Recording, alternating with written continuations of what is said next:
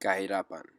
Kahirapan ang isang suliraning panlipunan na kailangan natin ayusin. Sabi ng UNICEF, 22,000 mga bata ang namamatay araw-araw dahil sa kahirapan.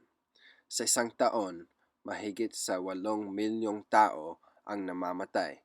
Kailangan natin ito bawasan dahil sila ang ating kinabukasan.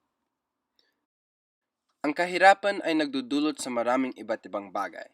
Nangyayari ang kahirapan dahil ng digmaan, politikang hindi matatag, utang ng isang bansa, at diskriminasyon. Ang resulta, ang mahihirap ay nawawalan ng akses sa tulong pangkalusugan, pang-edukasyon, at iba pa para sa kabutihan ng buhay.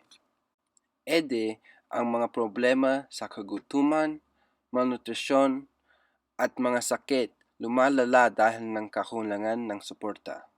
Karaniwan din, silang nagiging marginalized sa lipunan at walang representasyon o boses sa mga politiko. Ginagawa nitong mas mahirap ang pagkawala sa kahirapan.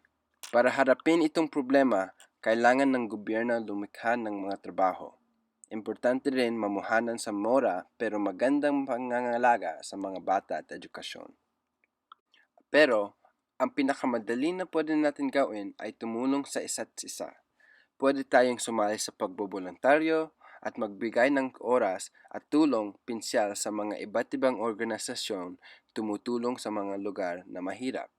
Importanteng magtulungan tayo lahat sa isa't isa dahil ang pag-iba ay nag-uumpisa sa atin.